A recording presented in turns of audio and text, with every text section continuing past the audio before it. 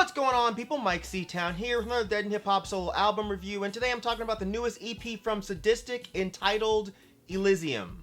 But before we get into the review, this video is being sponsored by The Coldest Water, a company that makes these awesome water bottles that keep your water cold for up to 36 hours. They feature no sweat technology and they are odor proof. So if you'd like the chance to win one of your own, there's a link down there to enter a giveaway. So jump on that. There's also a code that you can use to get 10% off your entire order. So get on it. So getting into the review, Elysium is the newest EP from Sadistik, and it serves as a sort of sister companion project to his previous EP Delirium, which I also reviewed. The first song, Canarian of Mine, it starts off with this excerpt from an Anne Sexton poem called Wanting to Die. And for those of you that are not familiar with that poem, I urge you to go check it out. It's one of the most accurate portrayals of extreme depression that you will ever hear. But the beat is great. There's these pianos and very organic drums. It's rather minimal, but also very somber sounding. It goes great with the ideas and lines presented here. This first line is great.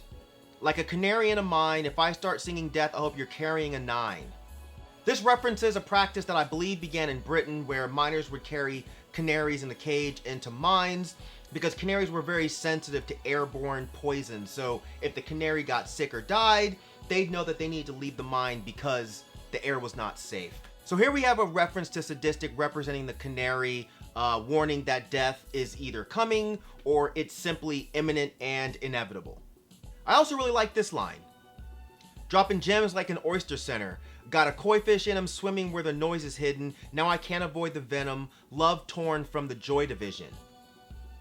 Pearls or gems are found in oyster centers. Love torn from the joy division. Joy division's biggest song being Love Will Tear Us Apart. So I thought that was a cool reference there. The koi fish part, it could be a reference to how koi fish represent strength, but it's buried very deeply where the noise is hidden.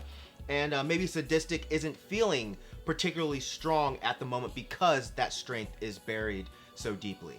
Either way, it's a great song and it flows really well, and the Anne Sexton clips really bring it home. The next song is Sirens, which features Wiccafae's Springs Eternal, and this was an interesting collaboration, one that I wouldn't have previously even thought about, but their styles actually work really well together. I think the production is brilliant, the way it gets more and more anxious as the song progresses through the verses.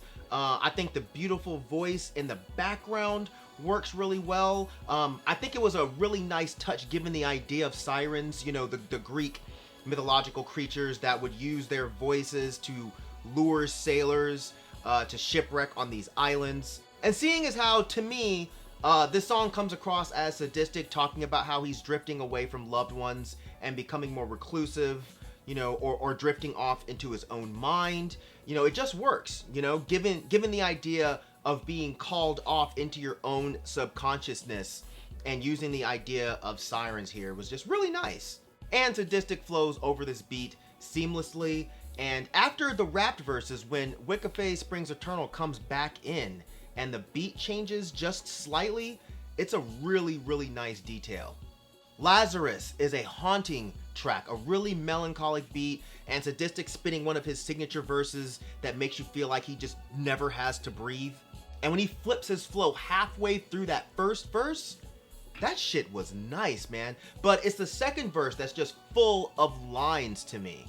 I'm not one to play. I want the smoke and the hate, and I hope that you pray, because I know that you won't get to wake, and you won't be so woke at your wake. I also like, I'm in my bag like Asami victims. This is a reference to Asami, who's the main character from the movie Audition, who keeps her victim in a bag for one of the creepiest moments of the film. Sadistik's also mentioned her before in his song Yokai. Tear through flesh like a party picture.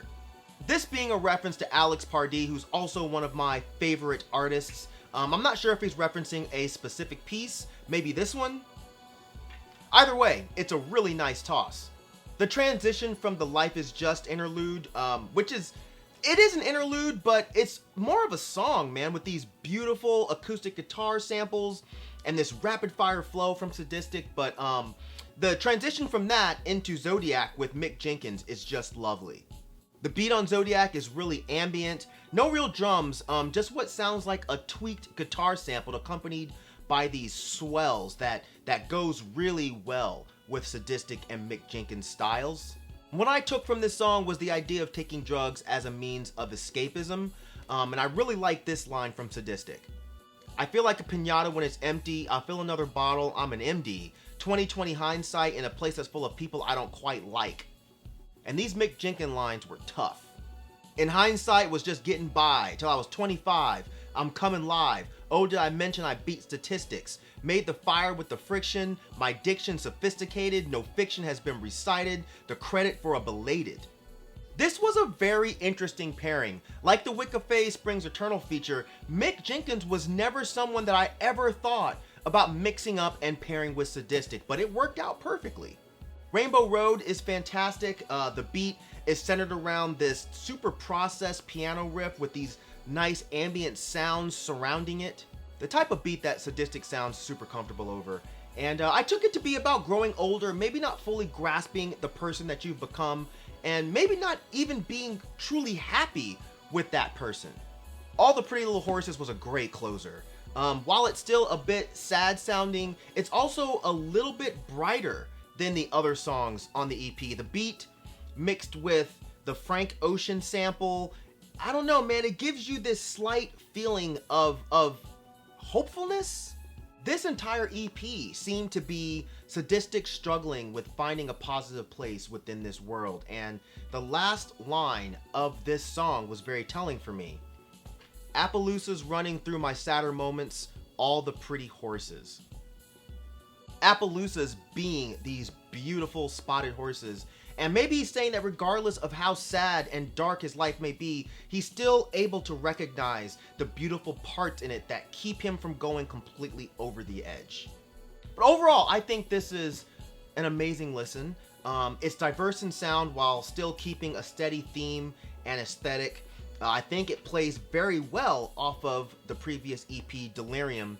That EP being about the darker side of life and kind of reveling in the perverse, or at the very least being cognizant of the perverse. And this one being more about recognizing your place in heaven or paradise or whatever title or label that you want to attach to that place or feeling. And the sound gives you this feeling of being in this heavenly place. Airy and cloudy production combined with staggering flows. It's just really, really dope to listen to. And it's even better once you listen to both of these EPs back to back. The whole thing just hits in a totally different way. But yeah, that's gonna do it for this review. Hopefully you guys enjoyed it. If you've listened to this EP, let me know what you guys think. Drop some comments down there in the comments section. If you've not listened to it, the link is down there in the description section. Click it, check it out, and then come back and let me know what you think. And as usual, thank you for living, thank you for loving, thank you for being you, and I'll see you guys next time. All right, peace out. Bye.